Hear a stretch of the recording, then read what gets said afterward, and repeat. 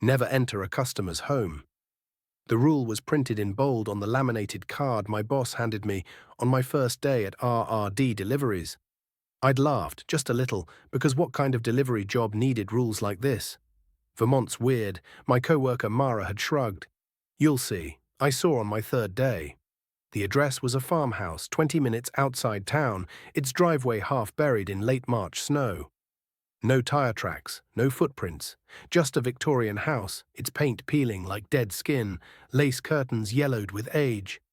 The package was heavy, medical supplies for Vera Caldwell according to the label. I knocked, the door creaked open. She was tiny, her white hair wispy, her eyes so pale they looked empty.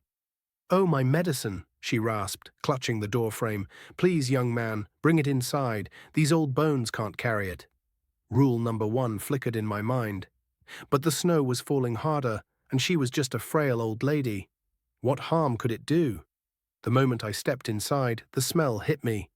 Mothballs and something sweet rotting underneath. The house was a museum of decay, stacks of newspapers, porcelain dolls with chipped smiles, walls papered with black and white photos of people who all looked wrong. "Just through here," Vera whispered, leading me toward a back room. That's when I saw the man on the bed. He was too still, too thin. His skin clung to his bones like melted wax, his eyes open, staring at the ceiling. "Mrs. Caldwell," I choked out, "is he—" Her grip on my arm tightened. Herbert's resting. His head turned, not like a living man's, like a doll's, jerky and mechanical. I ran. Back at the depot, my boss didn't look surprised. "Rule number 1, he said, picking up the phone. "Now you understand." The next day, the sheriff found the house empty. No furniture, no Vera, no Herbert. According to records, they'd been dead for 10 years. And the package I'd left inside? Gone. If a delivery address has a red flag on the mailbox, leave the package at the end of the driveway. Do not approach the house. I didn't take rule number 2 seriously until my 4th week on the job. The farmhouse sat at the end of a long dirt road, half hidden by overgrown pines. A bright red flag flapped from its rusted mailbox, fresh paint gleaming against the weathered wood. Weird. I pulled over, double-checking the delivery notes. Recipient, L. Weathers contents, hunting supplies. Special instructions, leave at mailbox. Do not approach. I shrugged. Maybe Weathers was just antisocial. I set the heavy box in the snow, snapped the confirmation photo, and turned to leave. That's when I saw the man in the trees. He stood perfectly still, half shrouded in shadow. Camouflage jacket, hunting mask, and in his hands, a rifle, its barrel angled toward the ground. Not at me. Not yet. I forced myself to move slowly, sliding into the van like nothing was wrong. But in the rearview mirror, I watched him step forward, retrieve the package, and then— he didn't go back to the house. He stood in the middle of the road, staring after me until the trees swallowed him from view. The disappearance of Orrin Peckley. Back at the depot, Mara, the dispatcher, poured me coffee with shaking hands. "Red flag, huh?" She exhaled. "That rule started with Orrin Peckley, military guy, never broke protocol, until he did. In 2012, Orrin delivered to a property marked with a red flag. The owner, Lucas Weathers, was a recluse, rumored to be involved in cult activity back in California. Orrin ignored the rule," Mara whispered. "Said the guy deserved his package in person. Big mistake." Orrin returned hours later, drenched in something that wasn't rainwater. He quit the next day. Vanished. 3 days later, police found Weathers dead in his basement. "They called it a suicide," Mara said, "but the cops who saw that room transferred, retired. One shot himself." She slid a newspaper clipping across the counter. The photo showed a concrete chamber, walls covered in hundreds of photos. All of them were RRD drivers. The second red flag. A month later, I saw another red flag, same instructions. "Leave it, don't approach." But as I drove away, I glanced back and saw the camouflaged man again. This time, he lifted his rifle. Not at the sky. At me. I floored it. The next day, the address was blacklisted, and the local paper ran a headline, "Man arrested in connection to missing hikers." The photo showed the same property, The same red flag. Finish all deliveries before sunset. If you can't complete your route, return the remaining packages to the depot. Never deliver after dark. I didn't understand rule number 3 until December. Vermont winters meant the sun dipped below the mountains by 4 p.m., and that day a snowstorm had already delayed me by 2 hours. By 3:30, I still had 4 stops left. One marked urgent medical supplies. Bring them back, my boss said over the radio. But this one's for a Lawrence Devereaux, I argued. It's medicine, and it's only 3:45. I can make it before sunset. A long silence. Then, fine. One delivery, then straight back. The cabin on Route 125. The driveway was a tunnel of snow-laden pines, the cabin at the end dark and silent. No lights, no car, no smoke from the chimney. I knocked, no answer. Then a sound from inside, a radio, a TV. Hello, I called. RRD delivery. Package for Lawrence Devereaux. The noise stopped. A voice, weak and rasping, slithered through the crack in the door. Leave it and go. Something in that tone, desperate, afraid, made my skin prickle. Sir, are you okay? Do you need help? No. The sudden force of it made me stumble back.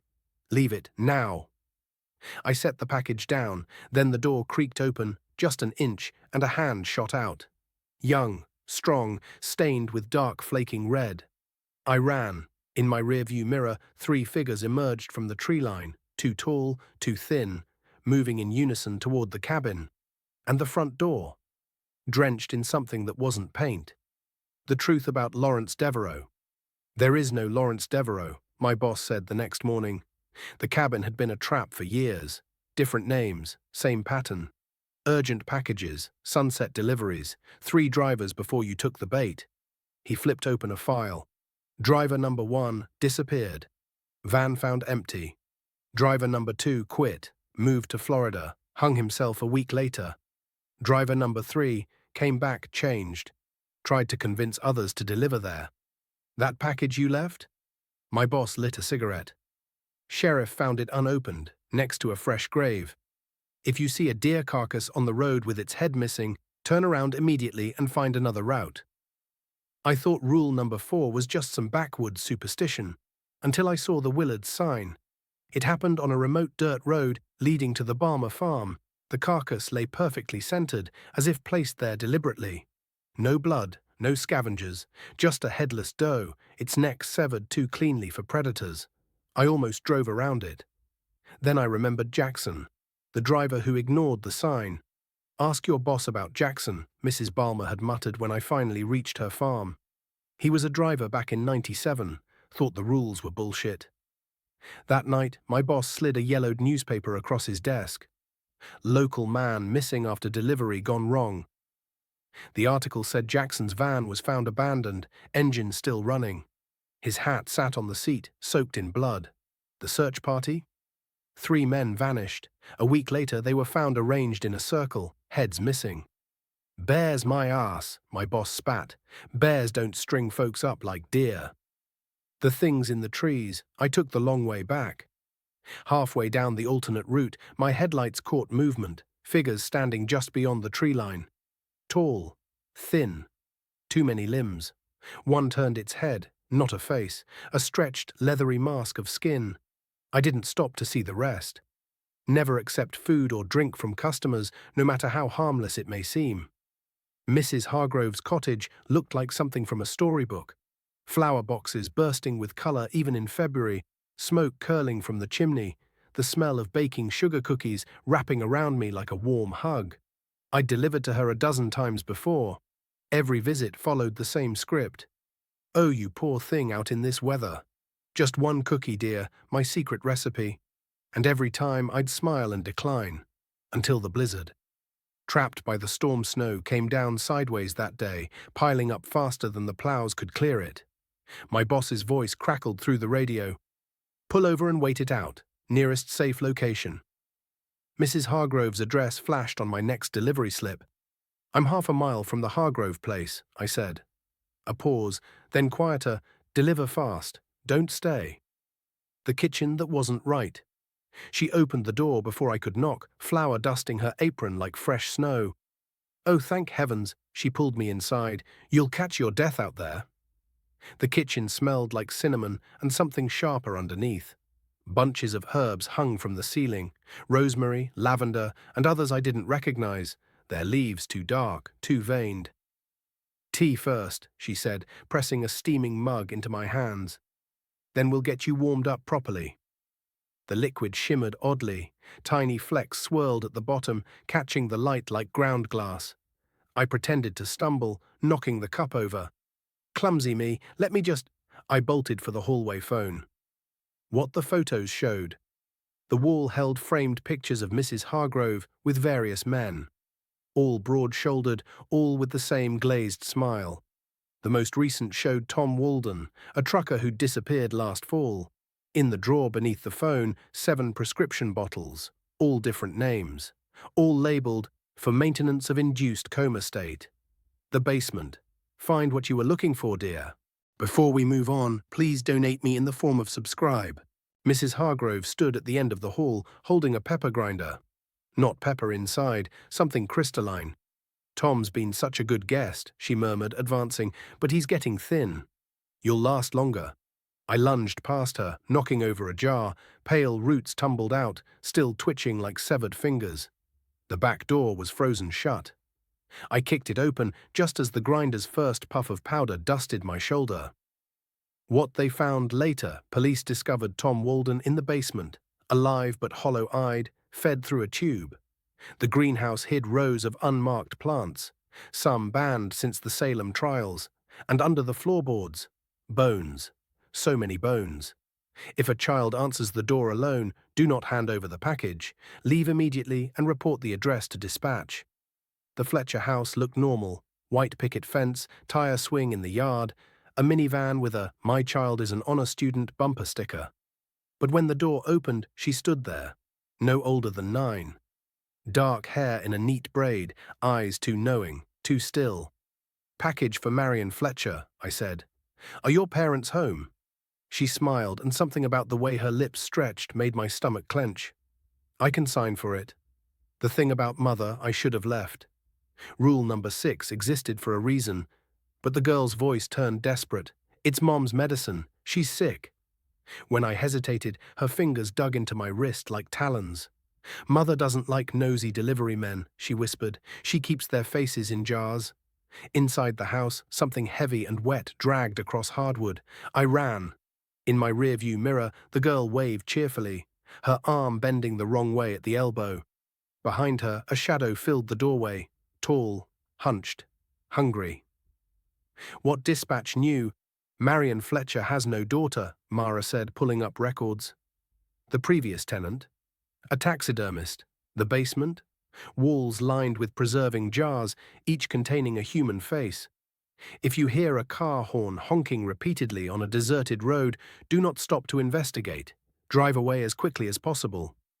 The first time I heard it, I almost pulled over. 3 short blasts. A pause, then 3 more, the universal distress signal. It came from beyond a bend on Route 17, where the pines grew dense enough to choke out the afternoon sun. Someone's in trouble. Then I remembered rule number 7. The stranded sedan. The blue Honda sat crooked on the shoulder, hazards blinking.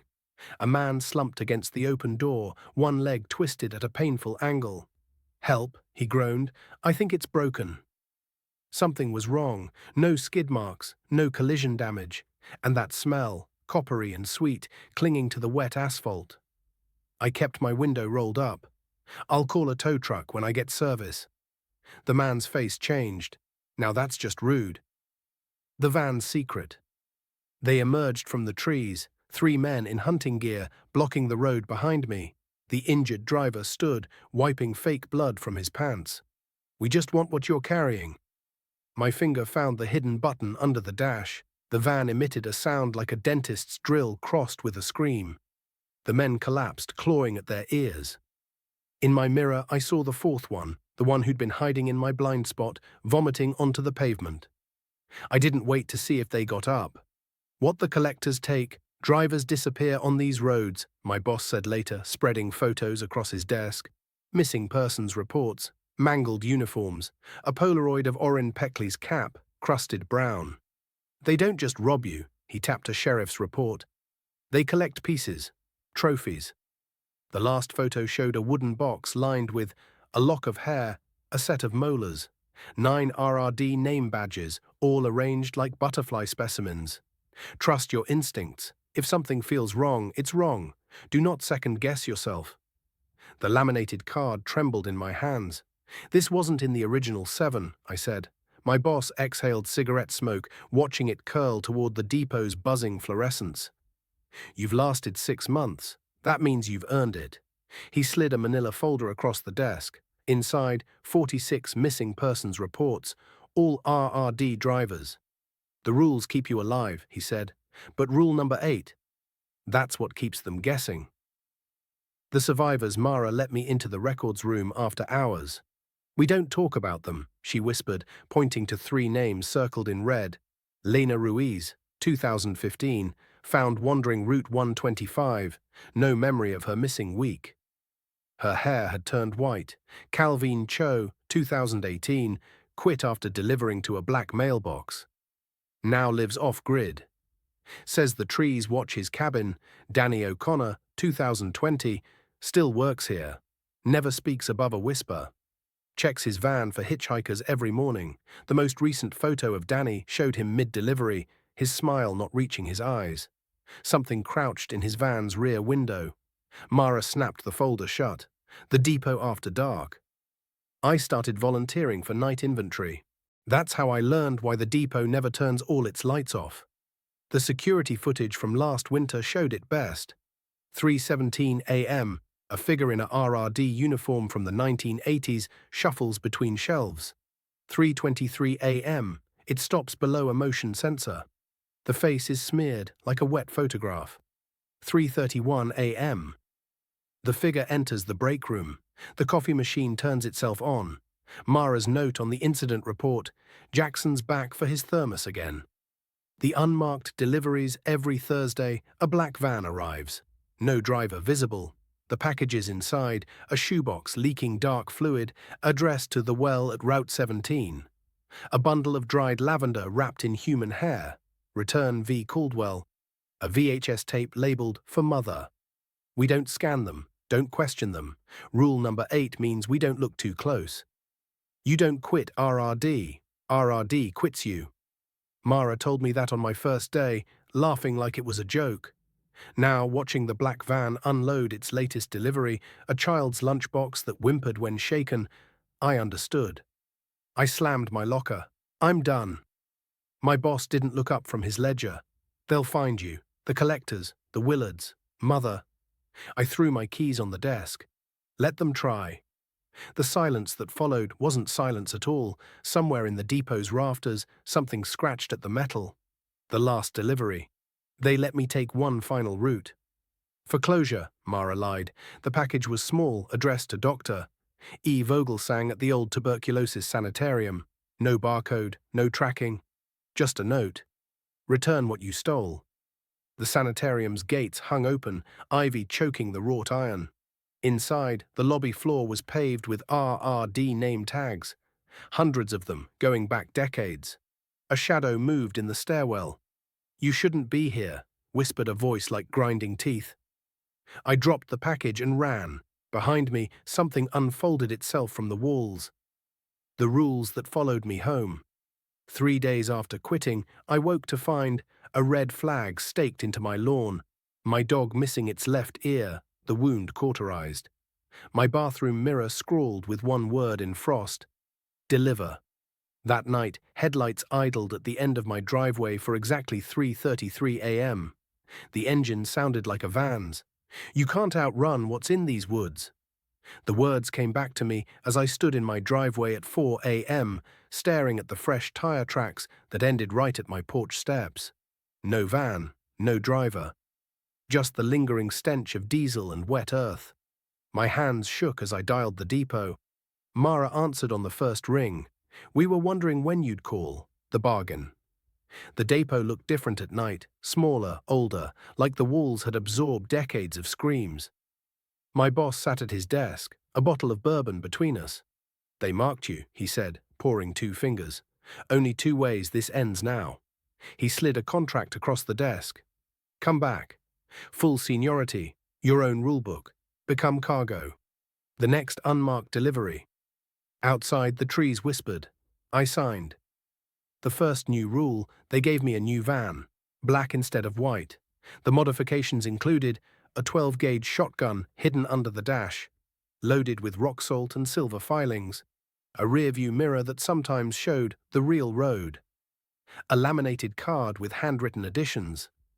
Rule number 9, if your shadow moves without you, pour salt between you and it. Rule number 10, the midnight deliveries aren't for them, they're for us. My first route back took me past the Caldwell house. The porch light was on. A figure in a rotting suit waved from the window. What I deliver now, the black van's manifest changes nightly. Tonight's cargo, a glass jar holding a still-beating heart. Label for the well, a VHS tape that whispers when held. Address, Mother, C.O. Fletcher residence. My old RRD name tag, found nailed to my bedroom door this morning. Mara handed me the keys. Sunrise or sooner. As the engine turned over, the radio crackled to life. A voice from 1978 giving dispatch coordinates that haven't existed in 40 years. I drove. The rules keep me alive. But the road? The road always collects. Before we move on, please donate me in the form of subscribe.